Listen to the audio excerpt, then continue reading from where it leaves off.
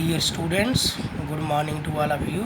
Myself Yogaraj, teacher UPS Khandwa. Students, हमारा आज का जो टॉपिक है वो हमने लिया है class 5th subject English tulip series. और इसमें जो हमारा आज का लेसन है वो है the blind, the man who empowered the blind. इसका मतलब है कि वो शख्स जिसने अंधों को एक ऐसी शक्ति प्रदान की कि वो पढ़ लिख सकते थे।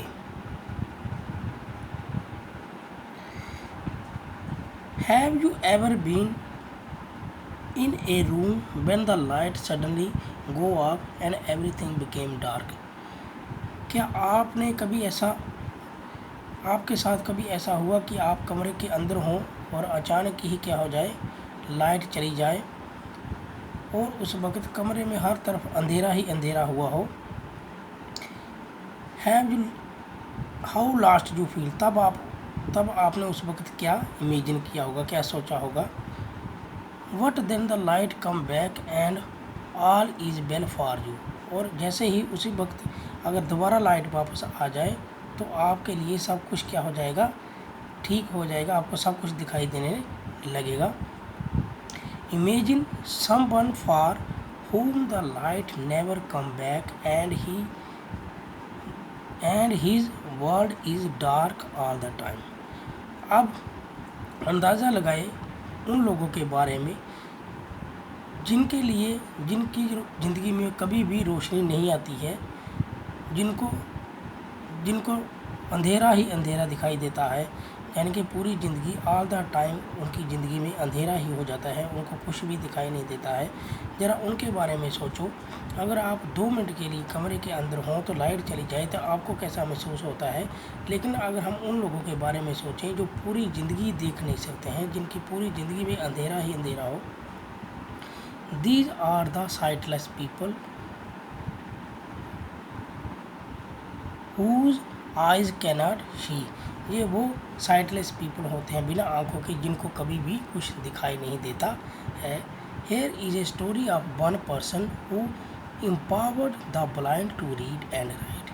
अब हम जहाँ पर एक ऐसी स्टोरी पढ़ेंगे, यहाँ पर एक शख्स है जिसने अंधों को ये शक्ति प्रदान की कि वो कैसे देख सकें और पढ़ सकें या लिख सकें। Louis Braille was born in a small village of Coupe near Paris, France in 1809। Louis Braille एक शख्स था जो कि फ्रांस की एक डिस्ट्रिक्ट, एक ज़िला, और उस ज़िले में एक गांव था कूपवे, उसमें पैदा हुआ था 1809 में। Monsieur Braille, Louis' father, made harness and saddle with an oar। जो मोन्सियर ब्रेले था, लुइस के जो फादर थे, वो एक हार्नेस की दुकान चलाते थे। यहाँ पर वो घोड़ों के लिए सैडल्स या और साज का सामान बनाते थे, और साज सवार का जो सामान होता है वो बनाते थे। किसकी मदद से? अपनी ओल की मदद से, आल की मदद से। आल होता है एक किस्म का औजार, जिससे क्या होता है, लेदर को काटा जाता है, जो उसमें सुराख किए जाते हैं। One day little Louis picked up the awl and made a stab at the leather. एक दिन की बात है, जो लुइस था वो उस आल्स के साथ खेल रहा था और धीरे धीरे लेदर पर स्टैब होता मार रहा था, उसको पिक कर रहा था। एज ही बेंट डाउन, जैसे ही वो नीचे झुका, the awl suddenly flipped up and injure his eyes. जैसे ही वो नीचे झुका तो जो आल था वो अचानक से उछला और उसकी आंखों को क्या कर गया, इंजर कर गया, जख्मी कर गया। लीविंग हिम ब्लाइंडेड, जिससे क्या हो गया, वो अंधा हो गया। Now the 3-year-old child was in total darkness never to see again. अब जो 3 साल का जो बच्चा है वो पूरी ज़िंदगी के लिए क्या हो गया, अंधा हो गया और कभी देख नहीं सकता था। Those days the blind in the backward parts of Europe and Asia were often trained to be beggars। उन दिनों यूरोप का जो बैकवर्ड पार्ट था, या एशिया का जो बैकवर्ड पार्ट था, वहाँ पर जो अंधे थे उनको भीख मांगने की ट्रेनिंग दी जाती थी। Poor Moises Braille could never forgive himself for the accident to his son and everybody tried to make his life easier for him. अब ये जो लाचार उसका बाप था वो नहीं चाहता था कि वो इस बात को कभी नहीं भूल सकता था कि उसके बेटे के साथ किस तरह का ये एक्सीडेंट हुआ, किस तरह की ये दुर्घटना हुई। वो अपने आप को कभी माफ़ नहीं कर सकता था और हर कोई कोशिश करता उसकी मदद करने के लिए। The boy had came and soon learn to tap his way around the village. जो बच्चा था ये 3 साल का लुइस, वो धीरे धीरे सीखने लगा कि कैसे वो टैप करके गांव में घूम सके with the help of cane, एक छड़ी की मदद से। There comes little Louis the villagers said when they heard the tapping of his cane. जब लुइस अपनी केन से टैप करता था, छड़ी से आवाज़ आती थी जब वो चलता था, तो गांव वाले जान जाते थे कि लुइस आ रहा है। They scratched out grooves on the road so that Louis would count the exact number of cane's taps it took him to reach the road. उन्होंने क्या कर दिए थे, गांव में छोटे छोटे सड़कों पर छोटे छोटे खड्डे बना दिए थे, जिससे लुइस क्या करता था, गिनकर टैप करके गिन कर आगे चलता था कि किस जगह पर पहुंचने के लिए कितने टैप उसको करने हैं। Tap tap tap, so many tap to the big tree, so many more to the ponds, then many more to hills. अब टैप टैप करके वो कितने टैप उसको करने हैं, तो फिर वो दरख्तों तक पहुंचेगा, बड़े दरख्तों तक। कितने टैप उसको करने हैं तो वो तालाब तक पहुंचेगा, और कितने ज़्यादा टैप उसको करने हैं पहाड़ी तक पहुंचने के लिए। This tapping stayed with him his life and was to mean much he would later on. ये टैपिंग हमेशा उसके साथ रही, उसकी ज़िंदगी के साथ जुड़ी रही, और बाद में दुनिया ने क्या देखा कि इससे क्या बदलाव हुआ। At home he grew older, Louis tried to his father to harshen sharp handling the tools and bits of leather. जैसे ही वो बड़ा होने लगा, धीरे धीरे वो बड़ा हो गया, और लुइस आप अपने बाप की मदद करने लगा उस हार्न शॉप में। कभी वो टूल्स को इकट्ठे करता, कभी को सेट करके लगाता, तो उसकी दुकान पर वो मदद करने लगा। Louis fingers grew nimble and strong, his hearing became very कीन।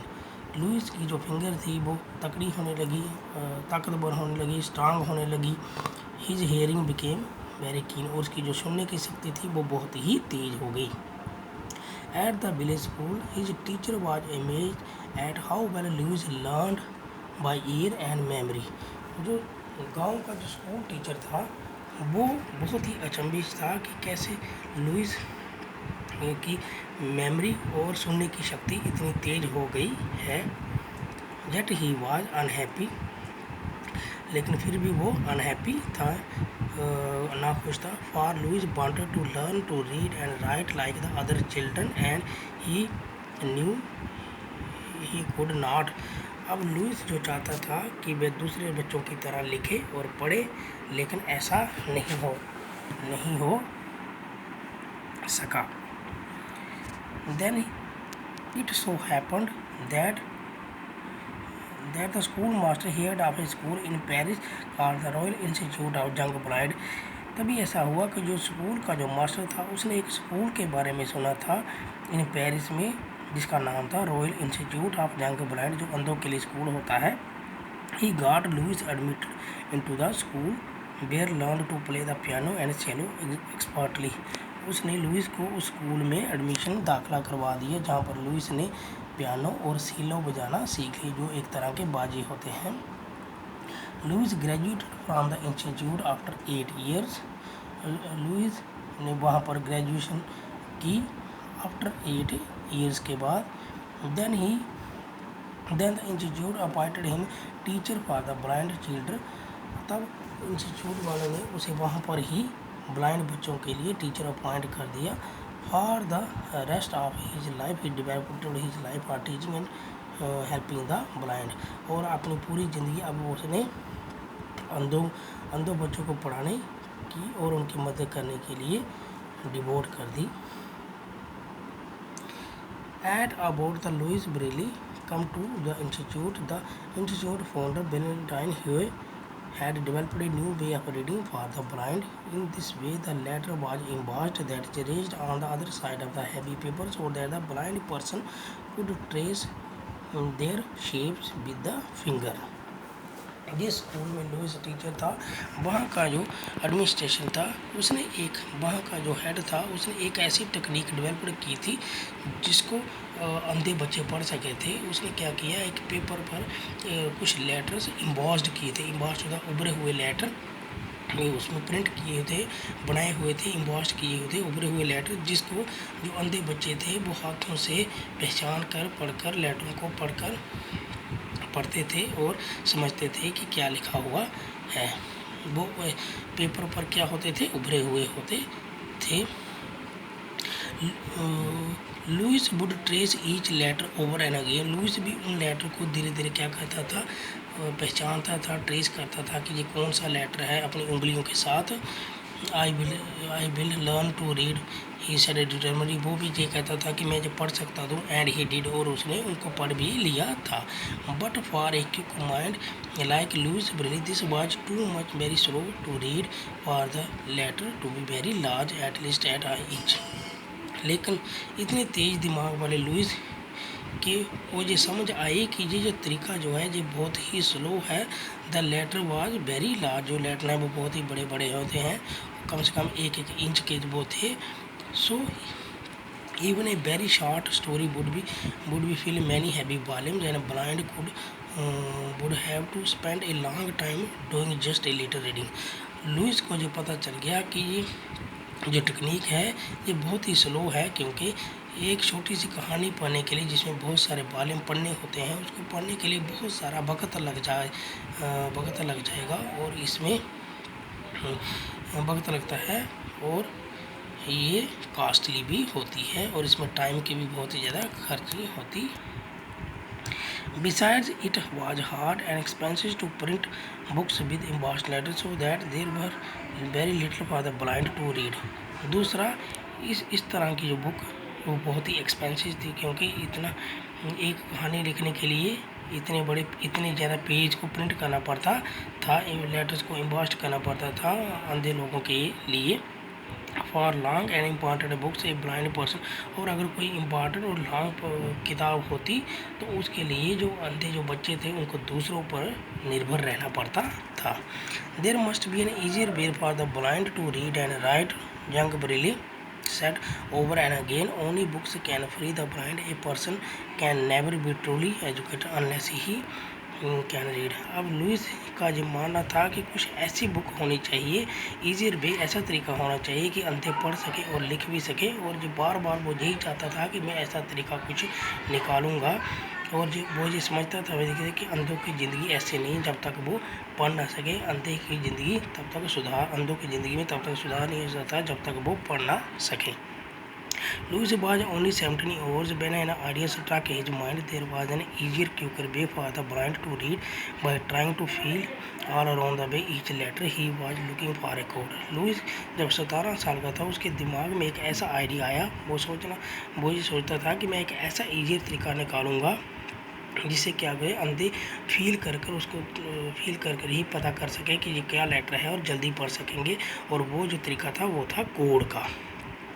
One evening he found the answer when he was sitting in a restaurant listening to his friend reading aloud from newspaper. Suddenly he heard something that made him jump in his excitement. Louis pounded the table, shouted, lighting and crying at और एक दिन उसको ये जवाब मिल गया, वो तरीका मिल गया, वो जो ढूंढना चाहता था कोड वाला, एक दिन उसको मिल गया जब वो एक रेस्टोरेंट में बैठा था अपने दोस्त के साथ, और उसका दोस्त जो जोर जोर से अखबार पढ़ रहा था, न्यूज़पेपर पढ़ रहा था, और उसको बता रहा था।